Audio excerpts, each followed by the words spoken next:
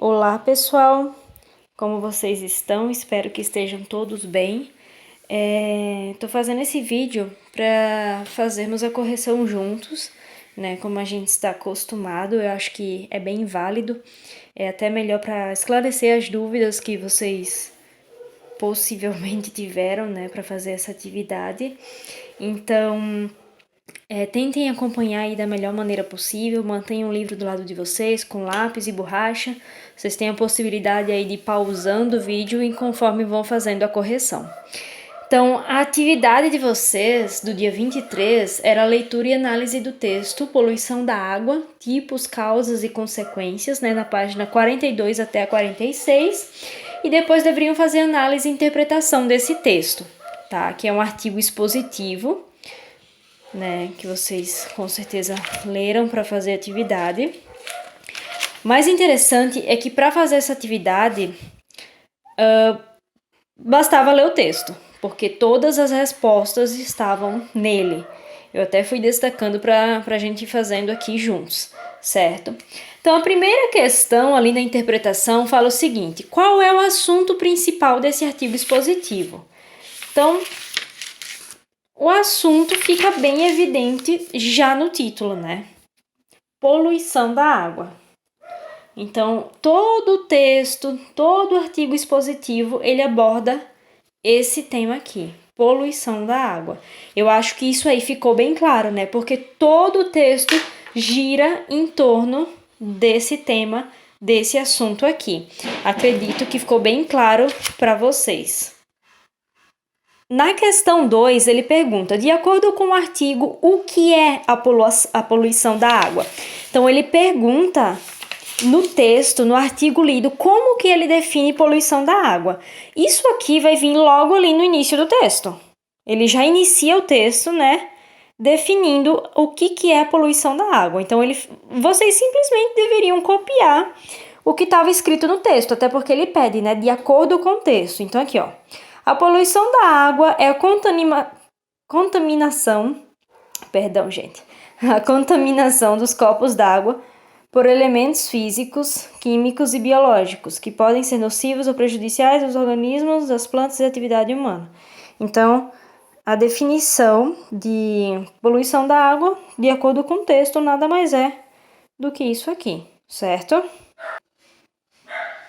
Daí, na questão 3, ele pergunta, quanto da massa corporal humana é formada por água? Assinale a alternativa correta. Essa informação também está no texto. Logo após a definição, né, do que é poluição da água. Aqui, ó. Ela até fala, é uma questão muito séria, já que a água é essencial para a vida humana. Ela representa, quem? A água, né, por ser essencial à vida humana, ela representa cerca de 70% da massa do corpo humano. Então, a gente volta lá na questão e marca o quê? Cerca de 70%. E daí, na sequência, ele pergunta, além de ser essencial à vida humana, qual é a importância da água para a sociedade? Também temos essa resposta aqui no texto. A água também é importante para a produção de alimentos, de energia e de bens industriais de diversos tipos. Resumindo, né? Ela é importante também para isso aqui. Então, a resposta a gente também encontra dentro do texto. E daí, na questão 5. Contorne o gráfico abaixo que, de acordo com o texto, representa a quantidade de água que cobre o planeta. Então, voltando aqui no texto, a gente vai encontrar a seguinte informação. Mesmo cobrindo mais de 3/4 do planeta, então 3/4 a gente vai lembrar de fração, né, de matemática. Então 3/4 é o mesmo que a gente pegar, dividir em 4 partes, e a água, ela ocupa 3 dessas 4 partes. Então, qual o gráfico que vai ilustrar melhor? Então, é esse aqui, né? Dividido em 4, se ela ocupa 3, é isso aqui. Então, essa é a porção de água que cobre o planeta. Então, aqui, de acordo com o texto, apesar de o planeta ser coberto por água, não é possível utilizar grande parte desse líquido. Por que isso acontece? Voltamos lá no texto para encontrar a resposta. Então, logo na sequência fala: mesmo cobrindo mais de 3/4 do planeta, cerca de 97,3% do líquido vital está presente nos oceanos, ou seja, água salgada, sendo impróprio para o uso. Então, aqui, está a resposta daquela questão. Cerca de 97,3% do líquido vital, ou seja, da água, está presente nos oceanos. E por ser água salgada, ela é imprópria para o uso, certo? Então, por mais que ela se apresente em enorme quantidade no planeta, a maior parte dela é imprópria para consumo. E daí aqui, questão 6, o Brasil possui cerca de 13% da água doce do mundo, onde fica localizada a maior parte dessa água, né? Aqui é uma pergunta, né? Onde fica localizada a maior parte dessa água? Assinale a alternativa correta. Voltamos lá no texto. E daí aqui, no Brasil, temos 13% da água doce disponível no mundo, com a grande maioria, 73%, localizada na bacia amazônica. Então, temos ali, resposta da questão 6, bacia amazônica. Na questão 7, falava o seguinte: de acordo com o artigo expositivo, as causas de poluição são separadas em duas categorias: as fontes pontuais e as fontes não pontuais. Observem as imagens abaixo. Então, temos aqui duas ilustrações, né? E daí? Qual das duas imagens se refere a uma fonte pontual de poluição da água? E na letra B, qual se refere a uma fonte não pontual? Então, a gente poderia, no caso, para responder, precisamos saber que fontes são essas que ele está se referindo, certo? Então, aqui, na página 43. Então, fontes pontuais são fontes individuais facilmente identificadas, como um encanamento ou uma vala. Então, a gente consegue identificar essa fonte. Exemplos dessa categoria incluem o lançamento dos poluentes de uma fábrica diretamente na água. Já as não pontuais, também chamadas de fontes difusas, são relacionadas à contaminação que não é originada de uma fonte individual e separada. Então, voltando aqui, com base nessas duas definições, fica entendido que a imagem A, essa aqui, a gente consegue identificar a fonte, certo? Então, ela é uma fonte pontual. Já a imagem B, não. Então, ela é uma fonte não pontual. Na questão 8, relacione as colunas abaixo de acordo com os tipos de poluição apresentados no artigo. Então, vocês deveriam associar, né, as alternativas aqui conforme a definição. Então, aqui, poluição sedimentar, né? Se vocês forem procurar no texto, vão ver que ocorre com o acúmulo de partículas em suspensão vindas do solo pelo processo de erosão, desmatamento e extração de minérios. Poluição biológica, se vocês forem olhar no artigo, vão ver que acontece com a introdução de detritos orgânicos lançados geralmente por esgotos domésticos industriais. A poluição térmica ocorre quando a temperatura de um meio de suporte de algum ecossistema é aumentada ou diminuída. E, por fim, a poluição química é gerada por produtos químicos que acabam tendo como destino os corpos hídricos. Então, tudo isso aqui vocês vão encontrar no artigo expositivo que vocês leram. Na questão 9, dando sequência aqui, pergunta o seguinte: o que a ingestão de água contaminada pode causar aos seres humanos? Ou seja, beber água poluída, água suja, o que isso pode causar nos seres humanos, certo? Então, no texto, a gente encontra o seguinte, efeitos em humanos. A gente já pode encontrar aqui pela separação, né, por esse tópico. Então, aqui, se ela estiver poluída, pode causar sérios problemas à saúde ao ser ingerida.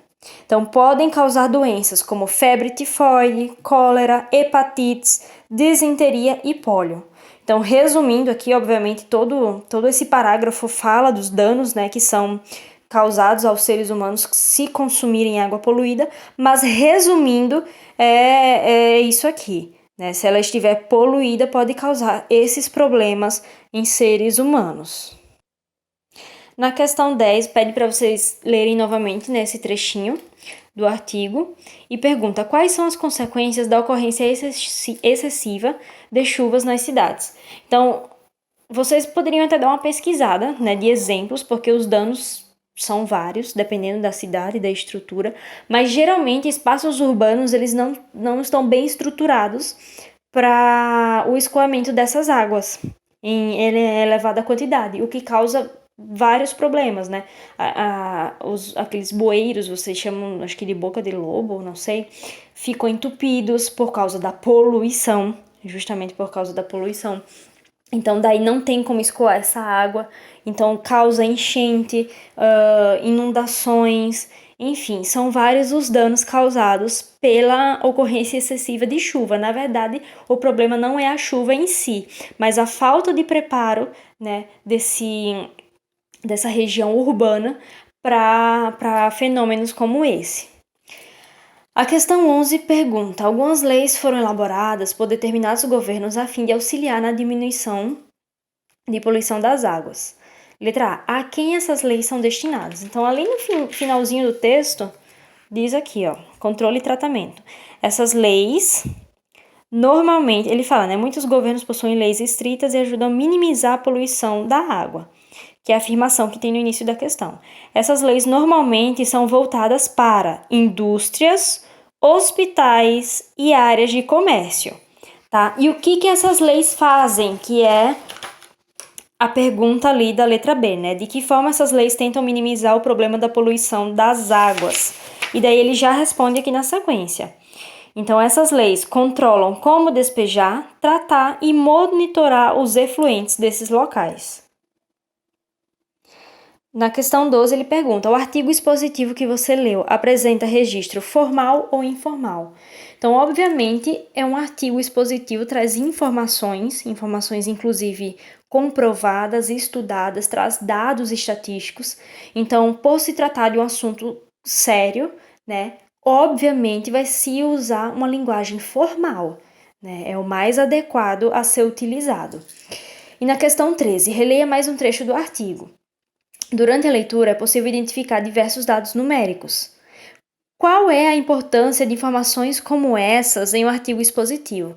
Então, um artigo expositivo ele vai trazer dados, informações, e para isso é importante que se tenha uma base, um fundamento para essas informações. Elas precisam ser o quê? Comprovadas. Então, esses dados estatísticos, esses números, eles vão dar essa credibilidade para o texto. Porque vai mostrar que foi feito um estudo, que existe comprovação para esses dados que estão sendo informados. Na página 50, questão 14, pede para identificar e transcrever os seguintes elementos do artigo expositivo. Então, o primeiro deles, o título. Né? O título vocês veem lá, né? Vamos voltar aqui. Título: Poluição da água, tipos, causas e consequências. Esse é o título do artigo. Linha fina, tá? A linha fina é aquela primeira ali, como se fosse um subtítulo, tá? Então, para quem não sabe, a linha fina é isso aqui, ó. Há vários tipos e categorias de poluição da água. Conheça suas causas e saiba como evitá-los. Então, essa aqui que é a linha fina, certo?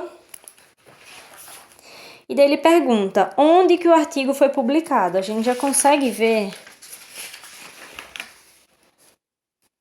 aqui, certo? Logo após o texto tem aqui, ó, o título e aqui onde foi publicado, tá?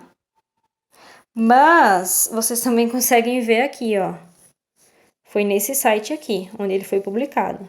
Ou vocês só podem colocar no site do eCycle, tá? Na questão 15, fala o seguinte: acerca das características do gênero artigo expositivo, assinale V nas alternativas verdadeiras e F nas falsas. Então, a primeira delas, o texto é dividido em blocos, organizados por intertítulos que destacam determinadas informações, orientando o leitor para o que será abordado. Então, se vocês observarem, o texto que a gente leu, ele realmente é bem organizado, tá? Ele tem títulos, é separado por blocos, de acordo com o que ele vai abordar, o que facilita realmente a compreensão do texto e a localização de certas informações, né? No caso, quando vocês foram fazer ali as questões de interpretação, ficou fácil de localizar essas informações por esses subtítulos, né? Esses blocos aqui. Então, o texto ele é bem organizado, bem dividido, de modo a facilitar a leitura. Então, essa primeira aqui realmente é verdadeira. Trata-se de uma narrativa que apresenta personagens principais, sendo eles protagonistas e antagonistas. Então, será que o artigo expositivo é uma narrativa? É uma história? Não, né, gente? Realmente não é, longe disso. Então, é falsa. O artigo expositivo, ele pode ser veiculado em jornais, sites e revistas? Sim. Né? Esse, no caso que a gente leu, foi publicado em um site, mas também pode ser publicado em jornais e revistas. O texto é escrito, então é verdadeira. O texto é escrito em primeira pessoa, o autor faz um relato de acontecimentos pessoais? Não. Né? Isso aqui não é um relato pessoal. É bem diferente esse gênero textual que a gente está estudando. Então, falso. O autor apresenta informações sem expressar sua opinião. Então, ele apenas está apresentando dados e informações, tá? Mas ele não, em nenhum momento do texto, ele expressa a opinião dele, o que ele acha, tá? É um texto informativo, é um artigo expositivo e não artigo de opinião, certo? E na questão 16, então, no caso aqui, a última é verdadeira porque o autor realmente não expressa a opinião dele, apenas traz informações e dados. 16. Que atitudes devemos ter para colaborar com a diminuição da poluição da água? Então, existem inúmeras atitudes no nosso dia a dia que nós, né, devemos ter, aplicar aí o princípio da mordomia, né, de cuidar daquilo que nos foi colocado como responsabilidade. Então, não só fazer o descarte correto do lixo, mas também de manter tudo aquilo que tiver ao nosso alcance em ordem, limpo, né? Não jogar aquilo que vocês sabem, né? Que vocês estão acostumados, não jogar papel, plástico, enfim, na rua, mas sempre, nem que você esteja na rua, mas põe na mochila para poder jogar no lixo quando chegar em casa, enfim, são várias atitudes no dia a dia que vocês podem fazer, tornar hábito para colaborar com a diminuição da poluição da água. Então aqui, inclusive fala um pouquinho, né, uma definição. O artigo expositivo é um gênero que divulga informações acerca de determinado assunto. Então esse gênero textual, ele vai trazer o quê? Informações.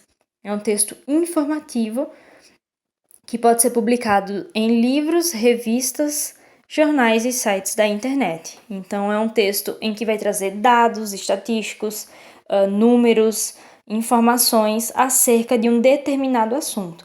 Então, por mais que muita coisa aqui vocês não soubessem, vocês conseguiram responder por quê? Porque todas essas informações estavam contidas nesse texto aqui, que trouxe um esclarecimento maior, trouxe uma informação maior a respeito da poluição da água.